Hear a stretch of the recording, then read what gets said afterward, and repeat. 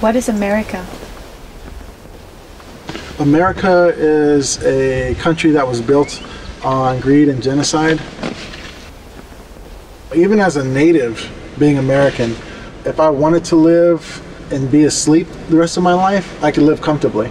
When I wake up and I step out of being an American and being a Lakota, that's when my life becomes uncomfortable. But if I wanted to just try to suppress the truth, or suppress my spirituality, or suppress my humanity, I could live comfortably for the rest of my life in America.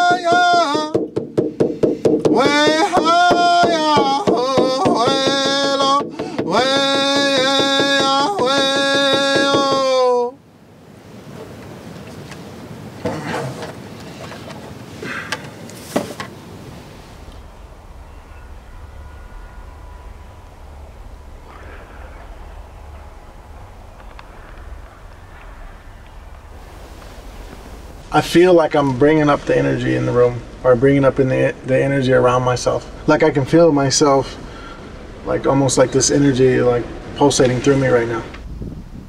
So our souls are made of energy. So when our bodies expire, our souls transfer onto another plane of existence, but they don't go away. But they're a plane of existence that we can't see around us. So by pulling in this energy, the spiritual energy, we're able to connect better to this other plane, and that's how we see it.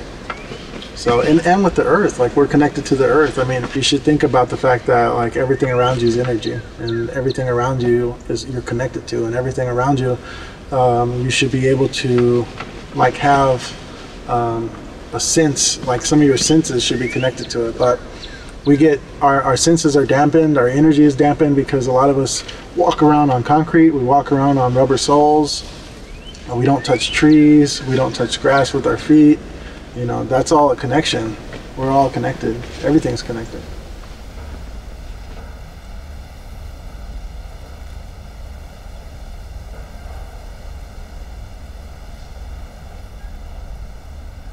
Yeah, I'm a native, and yeah, I might be cool to you because you've seen movies about me, or you've heard about me in history, and it's an amazing story, even if it's a tragic story, that we're still human beings and we're still connected.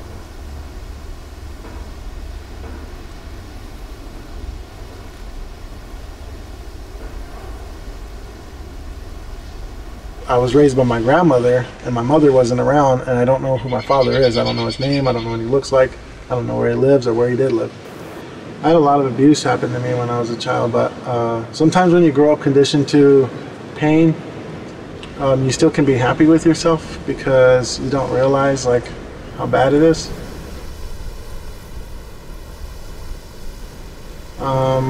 I remember we lived in a house on a reservation that didn't have any running water, electricity. We ate on a wood stove. We had a well with a pump, or not a pump, but like a handle that would pump the water. And we'd bring the water in, we'd heat it up in these big pots that we had, and we had this little horse trough that we would take baths in. And then we would have to dump it out with these 5-gallon buckets. We'd haul the water back out. I never realized we were poor, even though we were in this program called Save the Children program, which was for third world countries. and I would have to write letters to these Christian families that would send me money, and I would go to Kmart with these vouchers, and I'd buy myself school clothes or these boots that they call moon boots. You know, I'd get this picture of this white family from somewhere I didn't know they were from, and I would have to write them a letter saying, oh, thank you for helping me, and I'd take a picture of my moon boots and send it back to them, you know. So when I got big, I was conditioned to violence, and I started acting out towards people who, to me, represented the abuse I took as a child. I thought I had a good life, and I thought that I was popular, and I realized like it was real artificial and superficial, and so that's when I changed up. And so once I changed up and I got sober and I got healthy and I started living a happy lifestyle, then like bigger fights started happening. And that's like fights without violence.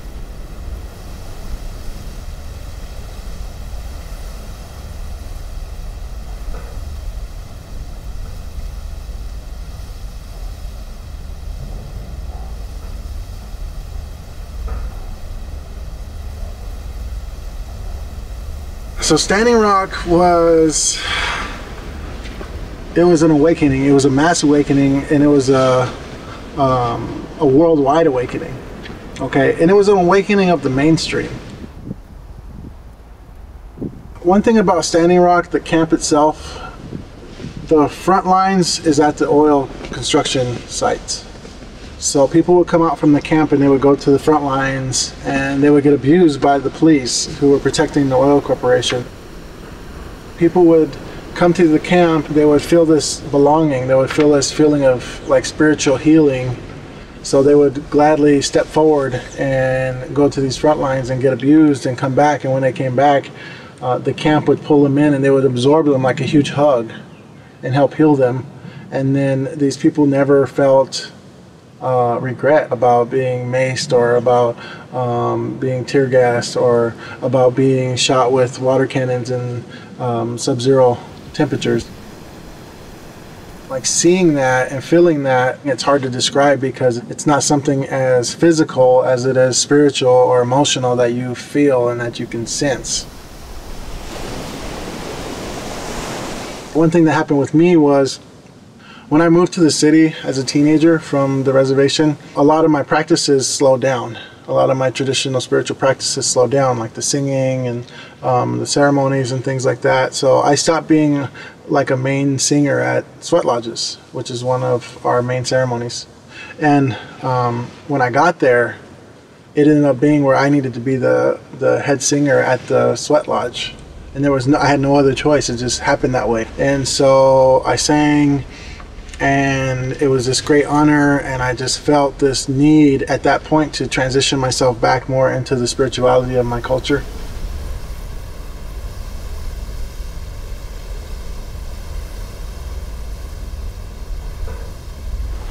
This shield was used to protect against those streams of mace and those streams of the water cannons and those concussion grenades that they were shooting at them. So, you know, this was created by, I believe, a veteran. I don't know who made this. This was left behind in the trash.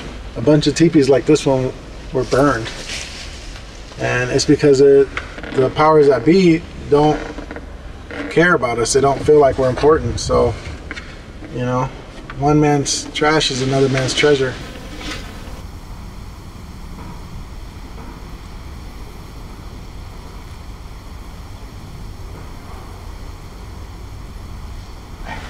To me, the American culture and to me, the Lakota culture are two different things. And I think they clash like the difference between an eagle and a pig. And, you know, the eagles, they fly on the spiritual high, you know, as the Lakota people. But then these pigs, they wallow and consume everything in this way that's kind of filthy. And so by the systematic warfare that's been done to us after the genocide, after 50 million to 100 million natives were killed off to create America, we were actually put into a situation to where it was hard for us to thrive and to grow these dysfunctions that would keep us suppressed and keep us docile or not a threat to the American culture. So a lot of natives now have moved into this role as a second-class American citizen, this consumerist citizen. And so now that there's this movement, now there's hope.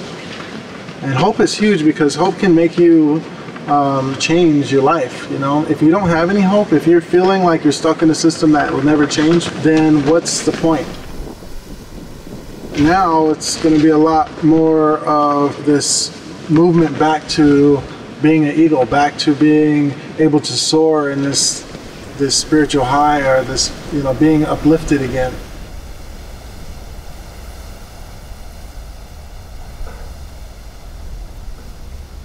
The cool thing about it is I don't feel segregated. I don't feel like as a native I'm the only person that can be this anymore. Like, I feel like it's a worldwide movement, and I feel like we're all becoming more indigenous to the planet Earth again.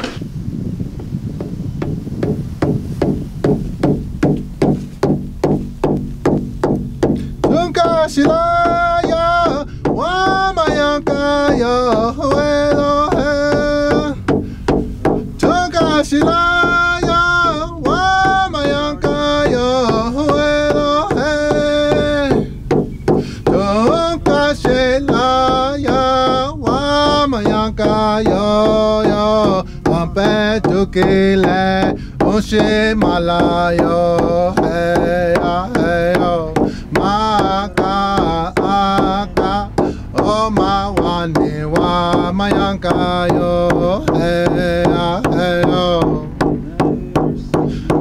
donka shela ya wa mayanka yo ampe tukile oshe malayo hey yo maka aka o mawane wa mayanka yo hey yo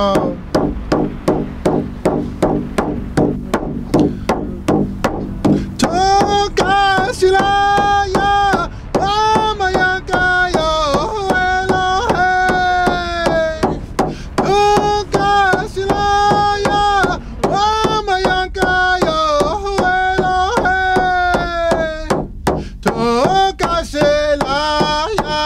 wa mayanka yo ampe tukile oshe malayo hey yo maka aka o mawane wa mayanka yo hey yo